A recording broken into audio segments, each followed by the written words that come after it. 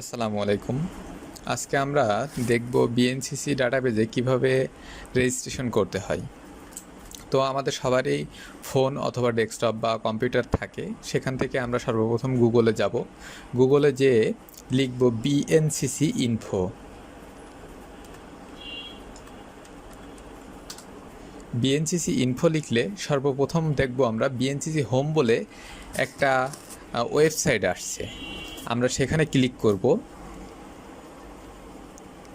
Click করলে একটু load নিবে, যেহেতু এটা অনেক ভারী একটা ওয়েবসাইট, সো একটু লোড নিবে।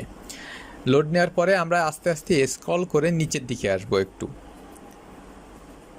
নিচের দিকে আসলে আমরা দেখতে পাবো জয়েন্ট বিএনসিসি বলে একটা অপশন রয়েছে। জয়েন্ট বিএনসিসি, আমরা ক্যাডেট হই বা পিওটিও যেই হই, এখান থেকে আমাদের ডাটাবেজে এন্ট্রি করতে হবে। তো আমরা জয়েন্ট বিএনসিসিতে ক্লিক করি। ক্লিক করার পরে দেখেন এখানে সর্বপ্রথম যেটা আসছে সেটা হচ্ছে ক্যাডেট অটোমেটিক সিলেক্ট করা রয়েছে। তো আমরা এখান থেকে যদি ক্যাডেট হই তাহলে ক্যাডেট তো সিলেক্ট করাই আছে। যদি এক্স ক্যাডেট হয় তাহলে আমরা এক্স ক্যাডেট সিলেক্ট করব। বিএনসিসিও অথবা পিওটিও যে হয় সেখান থেকে আমরা হচ্ছে সিলেক্ট করে দেবো। তো আমি ধরে নিচ্ছি যে আমি একজন ক্যাডেট। সো ক্যাডেটে ক্লিক করলাম। নেক্সট যে অপশনটা ক্যাডেট ডিভিশন। ক্যাডেট ডিভিশন এটা হচ্ছে আপনি সিনিয়র ডিভিশন নাকি জুনিয়র ডিভিশন সেটা বোঝাইছে। তো আমি যদি সিনিয়র ডিভিশনই দেই, সিনিয়র ডিভিশন দেওয়ার পরে দেখেন নিচে একটা নতুন অপশন অ্যাড হয়েছে, সেটা হচ্ছে প্রিভিয়াস ক্যাডেট নাম্বার। যদি আপনি এর আগে জুনিয়র ডিভিশনে ক্যাডেট থেকে থাকেন তাহলে এখানে ক্লিক করতে হবে। ক্লিক করলে আপনার যে ক্যাডেট নাম্বার থাকবে সেই ক্যাডেট নাম্বার, এটা কিন্তু প্রিভিয়াস ক্যাডেট নাম্বার যেটা থাকবে সেটা দিতে হবে। যদি আপনি প্রিভিয়াস ক্যাডেট নাম্বার দিয়ে রেজিস্ট্রেশন আগে করে থাকেন তাহলে এখানে নাম্বার দেওয়ার সাথে সাথে এবং গেট করার সাথে সাথে অটোমেটিক আপনার ডাটাগুলো এখান থেকে নিয়ে নিবে। আর যদি আপনার প্রিভিয়াস কোনো ক্যাডেট নাম্বার না থাকে তাহলে আপনি প্রিভিয়াস ক্যাডেট নাম্বার এখানে টিক দিবেন না। তো অ্যাট ফার্স্ট আছে দেখেন ফার্স্ট নেম। তো ফার্স্ট নেমে আমি আমার নাম যেটা রয়েছে আমি সেটা দিলাম এমডি সোহেল, এবং লাস্ট নেমে এসে রনি দিলাম। এখন দেখেন এখানে আর একটা জায়গা রয়েছে, সেটা হচ্ছে মিডিল নেম। তাহলে আমার নাম এমডি সোহেল রনি। আমি যদি এমডিটা ফার্স্ট নেমটি রাখি এবং সোহেলটা মিডিল নেমে রাখি তাহলে আমার ফিল আপ হয়ে যাচ্ছে। অথবা এমডি সোহেলটা আমি ফার্স্ট নেমে রাখলেও মিডিল নেমে যদি আমি কোনো কিছু না রাখি তাও কোনো সমস্যা নেই, বাট ফার্স্ট নেম এবং লাস্ট নেম দুইটা জিনিস আপনার পূরণ করতে হবে। টাইটেল, টাইটেল বিষয়টা হচ্ছে আমরা ডক্টর নাকি হচ্ছে এমডি নাকি মিসেস নাকি মিস্টার সেটা আসলে বোঝাচ্ছে। তো আমি যেহেতু এখানে দেখেন ফার্স্ট নেমে এমডি দিয়েই শুরু করেছি, তো এখান থেকে নতুন করে আমার এমডি না দিলে দেওয়ার প্রয়োজন আছে বলে আমি মনে করি না। তো যদি আপনি এখান থেকে হচ্ছে এমডি টাইটেলে এমডি দেন বা মিস্টার দেন তাহলে আপনার এখানে আর এসে দেওয়ার দরকার নেই, কারণ এখান থেকে আপনার এটা অটোমেটিক ধরে নিবে। ঠিক আছে, আসেন ফটোগ্রাফার। এখানে আপনার ক্যাডেট ড্রেস পরা অবস্থায় যে ছবি রয়েছে সেই ছবিটা আপলোড করতে হবে। তো ছবি আপলোড করতে গেলে এখানে আপনার ক্লিক করতে হবে। ক্লিক করলে আপনার যেখানে ছবি আছে সেই ছবিটা দিতে হবে। ধরো আমি আমার এই ছবিটাই দিলাম, এটা সিলেক্ট করে ওপেন করলে অটোমেটিক আমার এই ছবিটা নিয়ে নিবে। নেক্সট হচ্ছে আপনার উইং, আপনি কোন উইংয়ের, আপনি কি আর্মি উইংয়ের না নেভি উইংয়ের না এয়ারফোর্সের। আমি ধরে নিলাম আপনি আর্মি উইংয়ের। দেন ক্যাডেট নাম্বার, এটা মোস্ট ইম্পর্টেন্ট। এখানে সবথেকে মোস্ট ইম্পর্টেন্ট হচ্ছে ক্যাডেট নাম্বার। ক্যাডেট নাম্বারটা ভুল করা যাবে না, কারণ আপনি যদি একটা ক্যাডেট নাম্বার ভুল করেন তাহলে আপনি যে অন্য কারোর ক্যাডেট নাম্বার দিচ্ছেন সে আর নতুন করে রেজিস্ট্রেশন করতে পারবে না, এবং আপনারও ভেরিফাইড করা সম্ভব হবে না আমাদের পক্ষে। তো এই জন্য ক্যাডেট নাম্বারটা অবশ্যই অবশ্যই সঠিক দেওয়ার চেষ্টা করবেন। তো ধরো আমি আমার ক্যাডেট নাম্বার এটা দেই, ধরো এটা আমার ক্যাডেট নাম্বার, আমি এটা দিলাম। দেন র্যাঙ্ক, আপনি ক্যাডেট নাকি ক্যাডেট সার্জেন্ট নাকি ক্যাডেট কর্পোরাল নাকি ক্যাডেট ল্যান্স কর্পোরাল, যে র্যাঙ্কে আছেন আপনি সেই র্যাঙ্কটা দেবেন। ধরো আমি ধরে নিলাম ক্যাডেট।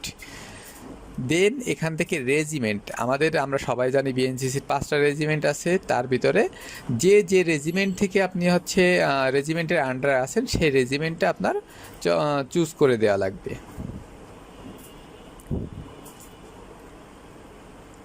তো আমরা ধরে নিলাম আমরা রমনা রেজিমেন্টের ঢাকার, তো আমি রমনা রেজিমেন্ট সিলেক্ট করে নিলাম। দেন এখান থেকে ইনস্টিটিউট, আপনি কোন প্রতিষ্ঠানের, যখনই আপনি এখান থেকে আপনার রেজিমেন্ট চুজ করে দিবেন তখন অটোমেটিক ওই রেজিমেন্টের আন্ডারে আমাদের যতগুলো রেজিস্টার্ড ইনস্টিটিউট আছে বা শিক্ষা প্রতিষ্ঠান আছে সেই শিক্ষা প্রতিষ্ঠানের নামগুলো এখানে অটোমেটিক শো করবে। আপনি স্ক্রল করলে আস্তে আস্তে আপনার সমস্ত শিক্ষা প্রতিষ্ঠানের নাম আপনি এখানে দেখতে পাবেন। সেখান থেকে আপনি আপনার শিক্ষা প্রতিষ্ঠান সিলেক্ট করে দিবেন। তো আমি ধরে নিলাম ঢাকা ইউনিভার্সিটি।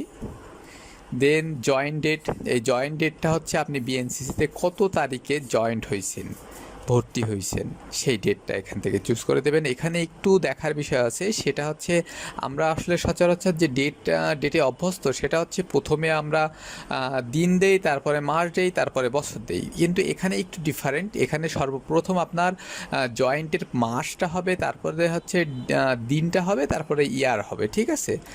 তো আমরা এখানে সর্বপ্রথম মনে করি 04/04/2022 আমরা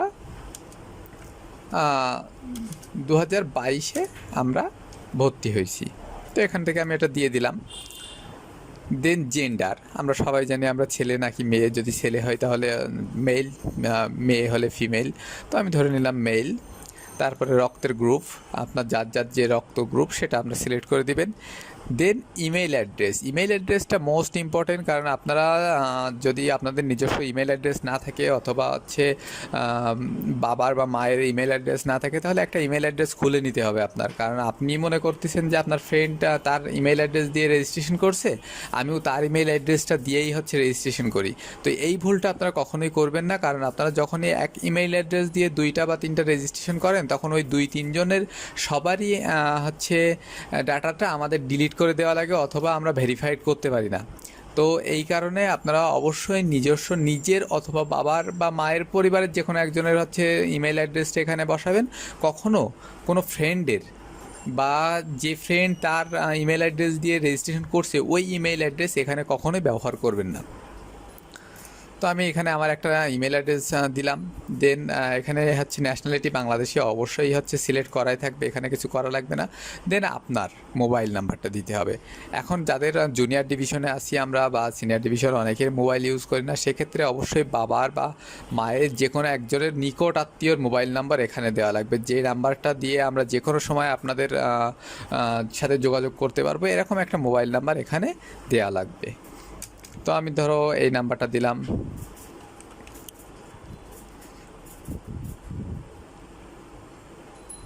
হ্যাঁ, দেন এখানে গার্জেনের মোবাইল নাম্বার, গার্জেনের মোবাইল নাম্বারটা অপশনাল, যদি আপনি চান দিতেও পারেন অথবা নাও দিতে পারেন, কোনো সমস্যা নেই। দেন এনআইডি অথবা বার্থ সার্টিফিকেট নাম্বার, এখানে আপনার যদি ন্যাশনাল আইডি কার্ড থাকে তাহলে ন্যাশনাল আইডি কার্ডের নাম্বার, অথবা যদি আপনার ন্যাশনাল আইডি কার্ড না থাকে তাহলে বার্থ সার্টিফিকেট যেটা আছে সেটার নাম্বারটা এখানে দিতে হবে। তো আমি এখানে সাপোজ এনআইডি ধরে দিলাম, এখানে যে কোনো একটা নাম্বার আমি দিলাম, আমার এনআইডি ধরো এটা, এনআইডি নাম্বার আমি এটা দিয়ে দিলাম। তারপরে হচ্ছে জন্ম তারিখ, আমি আবারও বলছি এখানে সর্বপ্রথম মাস হবে, তারপরে দিন হবে, তারপরে বছর হবে। তো জন্ম তারিখ আমি ধরো দিলাম নট,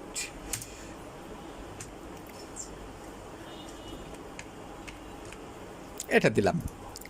দেন এনআইডি অথবা বার্থ সার্টিফিকেটের ফাইল, মানে আপনি যে এনআইডি দিচ্ছেন, নাম্বার দিচ্ছেন, সেই এনআইডির ছবি এখানে আপনার আপলোড করা লাগবে।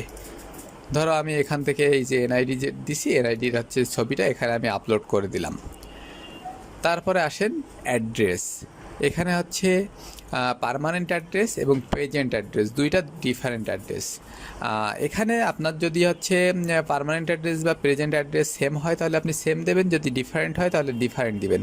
সর্বপ্রথম কান্ট্রি বাংলাদেশ সিলেক্ট করাই থাকবে, তারপরে আপনি কোন ডিভিশনের আন্ডারে, প্রেজেন্ট অ্যাড্রেসের ক্ষেত্রে কোন ডিভিশনের আন্ডারে, ধরো ঢাকা ডিভিশন, দেন ডিস্ট্রিক্ট ঢাকা, দেন উপজেলা ধরেন যে কোনো একটা আপনার যেটা হবে সেটা আপনি দিবেন। আমি ধরো দিলাম মিরপুর।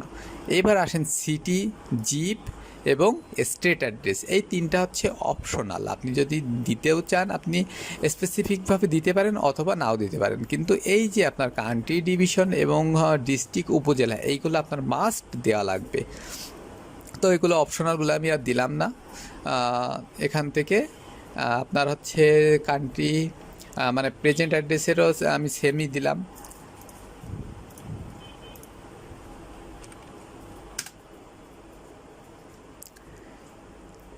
আচ্ছা, আসেন এখন লাস্টে দেখেন রেফারেন্স ফাইল। রেফারেন্স ফাইল বলতে আপনি যখন ভর্তি হচ্ছেন বিএনসিসিতে তখন একটা হলুদ ফর্ম দেওয়া হয়। যদি আপনার কাছে হলুদ ফর্ম থাকে তাহলে আপনি হলুদ ফর্মের ছবি তুলে দিতে হবে, অথবা যদি আপনি আইডি কার্ড পেয়ে যান, যদি আপনার বিএনসিসির আইডি কার্ড দিয়ে দেওয়া হয় তাহলে আইডি কার্ডের ছবি দিতে হবে। যে কোনো একটা রেফারেন্স, যে আপনি যে ক্যাডেট, আপনার যে আইডেন্টিফাই করব আমরা, সেটার রেফারেন্স ফাইল হিসেবে এই দুইটা থেকে একটা আপনার দিতেই হবে, হয় হলুদ ফর্মের ছবি অথবা আপনার আইডি কার্ডের ছবি। এখানে যে চুজ ফাইলে যে আপনার যে কোনো একটা ফাইল আপনার আপলোড করতে হবে, করে এখান থেকে সাবমিট করলে অটোমেটিক এটা আমাদের কাছে চলে আসবে রিভিউর জন্য আসবে। আমরা রিভিউ করে যদি সমস্ত ডাটাগুলো আমরা অ্যাকুরেট পাই তাহলে আমরা এখান থেকে আপনার অ্যাপ্রুভ করে দিব। অ্যাপ্রুভ করার পরে আপনি বুঝবেন কিভাবে যে আপনারটা অ্যাপ্রুভ হয়েছে। আপনি এই যে ক্যাডেট কর্নারে আসবেন, একই জায়গা থেকে ক্যাডেট কর্নারে আসবেন। ক্যাডেট কর্নারে এসে ক্যাডেট ভেরিফিকেশন এখানে আসবেন। আসার পরে এখানে আপনার ক্যাডেট নাম্বার দিয়ে ফাইন্ড ক্যাডেট বললে অটোমেটিক আপনি যদি ভেরিফাইড হয়ে যান আমাদের কাছে, তাহলে এখান থেকে আপনার সমস্ত তথ্যগুলো দেখাবে। আর যদি এছাড়াও কোনো প্রবলেম হয় তাহলে আপনারা সরাসরি আপনাদের যে স্টাফ থাকবে স্টাফের সাথে যোগাযোগ করবেন। স্টাফের সাথে যোগাযোগ করলে আপনার যে প্রবলেমটা হচ্ছে সেই প্রবলেমটা ইনশাল্লাহ আপনার স্টাফ সলভ করে দেবে। ধন্যবাদ সবাইকে। আসসালামু আলাইকুম।